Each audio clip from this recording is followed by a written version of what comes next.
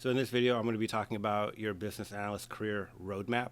And by roadmap, I mean not just the path that you might take as a business analyst, but the things you could be doing at each pivotal steps to really just guarantee or rather maximize success, maybe help you think through some things or speed through different points in the process a little bit faster, really depending on your strengths and your desires in your own career. The first thing I think we should do before we go anywhere is define really what a business analyst is, just in case you're jumping to this video and really trying to explore different career paths. A lot of times when you look up a business analyst, what it'll say is a business analyst is the liaison between the business and IT, almost as though IT folks and business people speak such a different language that they really can't communicate with each other, which isn't entirely true. The reality is a business analyst is the liaison between how things are today and how we want them to be in the future, meaning business processes, data, the types of data we capture and have, and also the software, the features that are in the software that we're using, right? So it's not just helping two people communicate with each other. It's how are things now? What's the current state? What are all the things that are true today? What do we want to be true in the future? And what all do we need to change to go from where we are today and where we are tomorrow? So it's not just a liaison between the IT and the business. It really is somebody who's trying to get everybody from point A to point B. The first step in your roadmap to becoming a business analyst is figuring out what you need to do to land the job, right? This is going to be education, background. Your best bet if you want to have a career as a business analyst right out of school is to have a degree that's a mixture, a combination of business and information technology. I was a MIS major, Management Information Systems, which means it was a business major. And so I took accounting, I took finance, I took marketing, I took all those things. And I also had a bunch of major courses that were more specific to information systems like project management, requirements and design, things like that.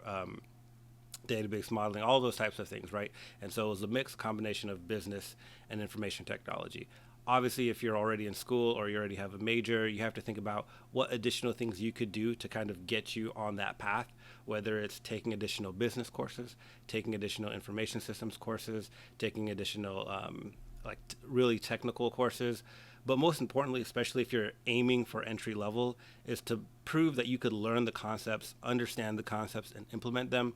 Because more than likely, once you get on the job, everything you're going to be doing is about learning, right? It's not like you're going to take what you learned in school and that's the only thing you're going to be doing. You're going to have to learn how your business works, how the processes work in that business, where you fit in that business. So what they really need you to be able to do is learn, adapt, and execute, essentially. It is important to note that while a business analyst role might be your target, there are other roles that can help you get there pretty quickly if you can't land a BA job right away. Some of those jobs are things like junior project manager. This is somebody who really works side by side with the business analyst, and you'll often find people who do both roles, go back and forth between the two roles and whatnot. So if you can't get yourself into a role as an entry-level business analyst, I would look into entry-level project management. Another role that's pretty tightly or closely related that allows you to easily move in is quality assurance analyst or QA or tester. This is a person who's testing the software. Your responsibility is trying to break the software, essentially, right? You're trying to see what all things can go wrong. You're trying to think through all the scenarios where people might have problems or data might be incorrect, whatever it may be. And that's a very similar type of critical thinking that you need to be doing on the front end when you're gathering those requirements. So you often find that QAs who enjoy the process of interacting with people and asking those questions very easily slot into the BA role. Once you're hired, I would highly recommend most people get that entry-level BA certification from the International Institute of Business Analysts, just because when you're in school, when you're learning about information systems, they're giving you a very wide breadth of different things that might be happening. But now it's time for you to bring that in a little bit and really focus on what it means to be excellent at the job that you are hired to do, right? And that entry-level certification, that body of knowledge, is really a big old collection of business analysts and IT teams and organizations over the years really whittling down and saying, in order to be good at this role, this is it. This is the boundary, right? If you can do all these things good, you're going to be a rock star. And in order to do that, you have to know what all those things are, right? So that entry level certification, at a minimum, lets you know everything that you should be good at and that you should be doing to be successful in your role. That doesn't mean you're going to be good at them right when you get that certification. In fact, you're probably not going to be good at everything there, but now you have an idea of what things you need to start working on. Once you have that, it's time to start building on those skill sets. I would recommend honing in on the core competencies, and those are analytical thinking, communication, facilitation, business acumen, specialized software skills, and the behavioral characteristics of a successful business analyst. And really to start thinking about what your weaknesses are, what things you aren't super good at, and those are the things that you need to start targeting as things to get better at. So if we're talking about analytical thinking, that includes things like learning, problem solving, visualizing information, conceptualizing information, right? And there's lots of different techniques, skills, and little mini certifications or trainings you can do to get good at each and every one of those. And those are the things that you should start doing, right? If we're talking about visualization and conceptualization, there's like business process modeling, data modeling, sequence diagramming, all those types of things that help you think more critically about the problems in your space. And the more you do them, the more your brain automatically starts thinking in these ways. So there's things you could be doing in each one of these categories to get better at what it is. Like if we're talking about communication, written communication, you could learn about technical writing and how people who are essentially their job is to communicate complicated things in ways that people can understand them easily. If you have that skill set, on your tool belt, then again, when you're writing requirements, you're going to be better at that. Business acumen, that's understanding your domain, your organization. You get the idea. And so once you get that entry-level certification to get that scope of what it is to be good, to start knocking out those competencies and saying, okay, what things do I really lack in? What things do I need to start building on? What things do I really enjoy? And really to start knocking those out. Along with that, especially as you kind of move forward and you kind of get good at some of those things, it's time to start looking at some of those certifications that, once again, give you a little bit more breadth about your space, right? Like, where you fit in, what your job is, but what about the overall landscape as it relates to your IT organization and also as it relates to your organization as a whole, right? These are going to be things like agile trainings, whether it's safe, Scrum, whatever it is, whatever your organization is doing. And it doesn't always matter or isn't always critical that the thing that you learn is specifically what your organization is doing, because each one of those kind of life cycle or software development lifecycle methodologies and frameworks really are intended to help you think about the different challenges and problems that arise in an engineering organization or a software organization and different ways to solve them. So even if your organization is not going to solve it in that exact way, now you understand that this is the thing that we need to be thinking about as we kind of go through this process, and it'll help you better fit in to your organization. And so some of those specialized certifications are, like I said, the Agile certifications. There's things around process efficiency, like Lean, Six Sigma. That one has like the yellow belt, green belt, and black belt. It's all about like process efficiency, design thinking, which is really more about how you go about solving problems overall, project management, which is really thinking about how all the different pieces of the organization might need to come together to actually execute on a project. So that portion really covers probably the first 2 to 5 years of your career, and that could vary depending on how aggressively you want to train and build those skills, how many different opportunities you have to interact with different projects. So if you're working in an organization that's pretty slow moving with projects and you're working on one project at a time, you're not going to be able to ramp up on that skill set as quickly as a project or an organization where maybe there's lots of projects that you could, kind of insert yourself into, or like a consulting company where you're jumping from project to project all the time and really not dealing with the operational portions of it. And so depending on that, which is why I give it 2 to 5 years, and also other things that might be happening in your life. If you're young, you could be doing things like getting married, potentially having kids. All those types of things might either speed up or slow down how quickly you want to progress in your career. So once you've kind of overcome that 5-year mark or 2 to 5 year mark, you kind of know what you're doing. You feel pretty good. You feel pretty confident. Most business analysts start to think about how they want to specialize as a business analyst. And this really just means how you differentiate yourself from other business analysts, or rather why somebody would pick you for a specific initiative over somebody else. There's lots of different ways to go about this, and it's going to be very heavily dependent on what you want in your own career, and how you want your career to go.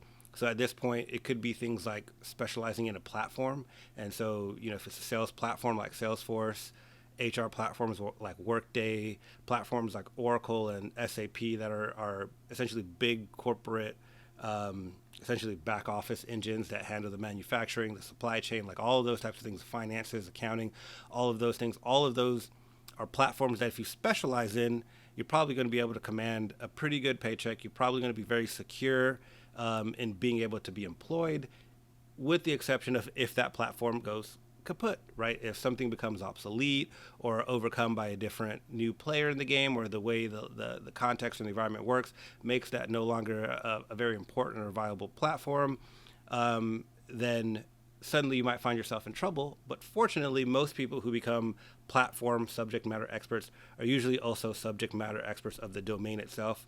So Salesforce, subject matter experts are usually also sales subject matter experts or sales operations, likewise with Workday and HR systems and Oracle and like supply chain manufacturing. You get the idea. And so as long as you kind of pair those things together to make sure you kind of always backing yourself up in one way or another, so that way you never end up just out in the cold because you specialize in something so special and then that thing goes away and now you're not valuable anymore.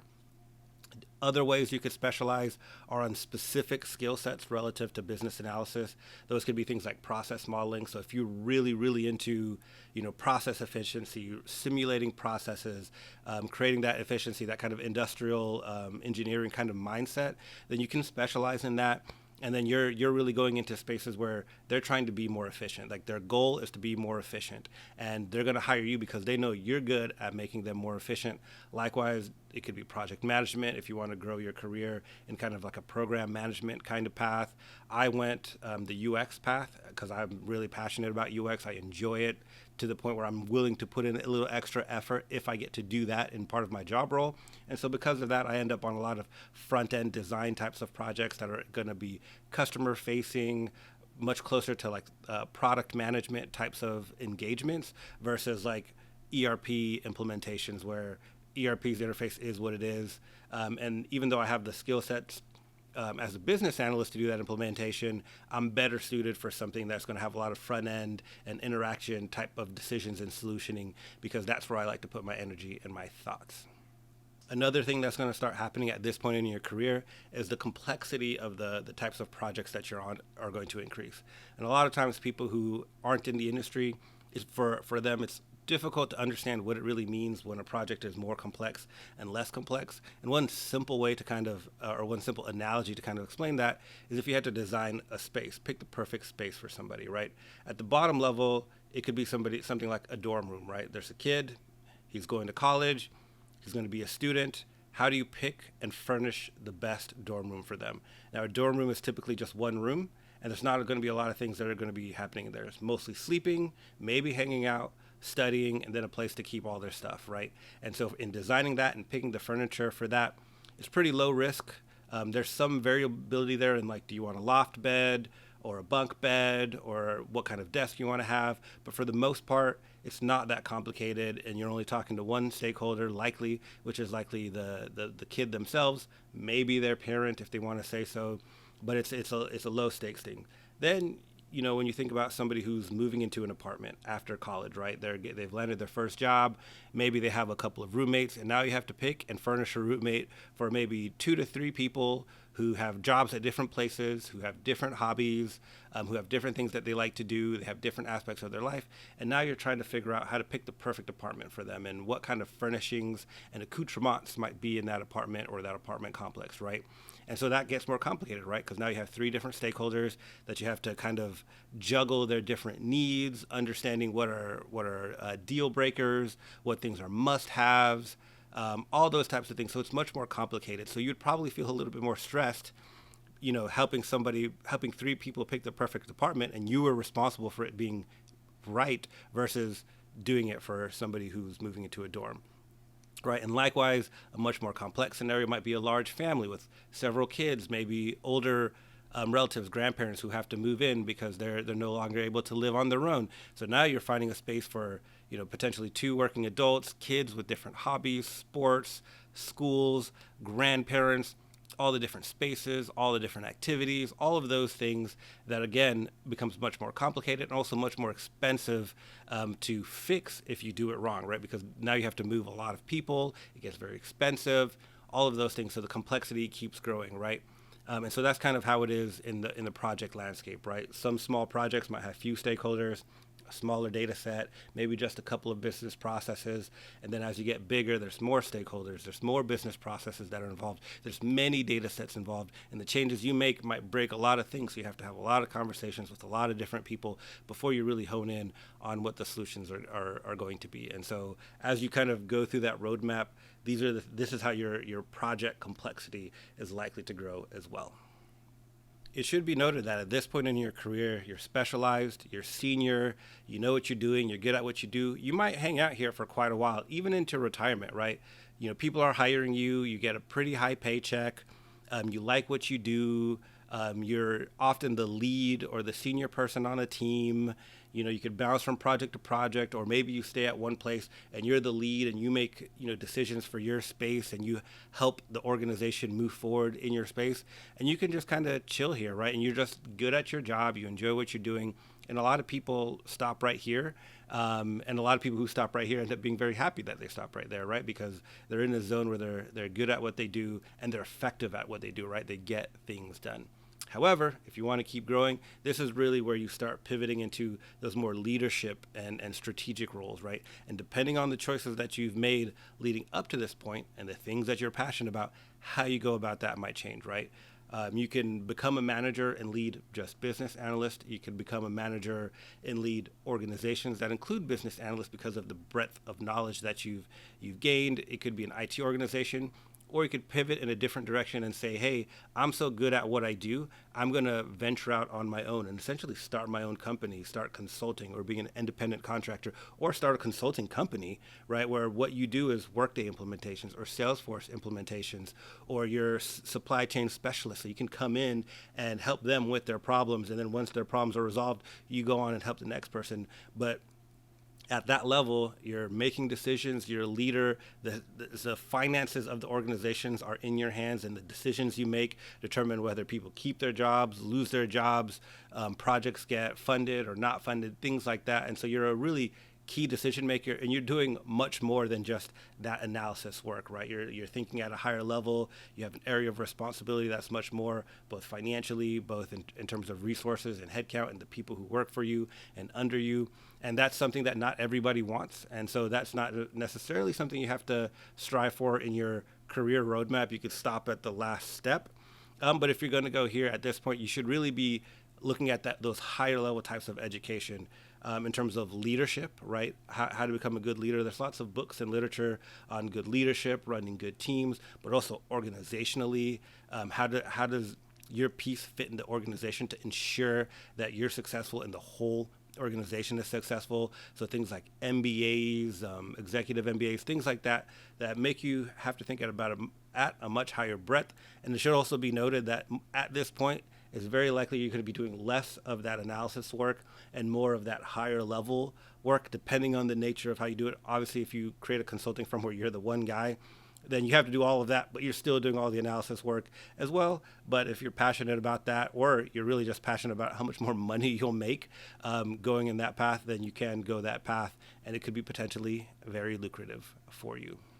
So to sum all that up for your career roadmap, to get the job, you really want to focus on having business acumen and some technical education that proves that you could learn it and implement it and understand it and grasp it.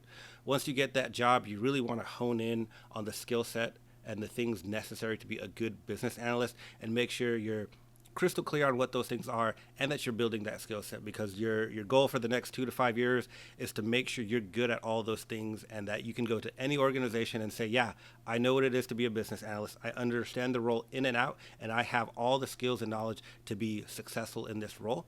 And then after that, you're really focusing on how you want to specialize and move your career forward, whether that's becoming a platform specialist, a domain subject matter expert, or just really honing in and specializing on some of the key aspects of of the overall scope of a business analyst, so you can help people with very specific types of problems.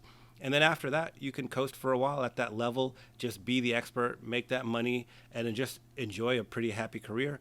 Or you could move on from there, and then to move on from there, that's when you really need to start to consider those leadership and higher level skills and knowledge, like running a business, running an organization, all the things that are involved, all the things that it takes to be successful in those aspects, so you can grow your career into that leadership, strategic, and kind of management position, if that's the direction you want to take your career in. I hope you found that video useful. It was a little bit of a long one, but hopefully you found it a useful view in how to progress through your career and the different things you could be doing along the way to be as successful as possible. If you like that, give me a thumbs up. If you have additional questions, you could ask them in the comments, where I'll either answer you there or create a whole new video just like this one. So subscribe to see your questions get answered, and thanks for watching.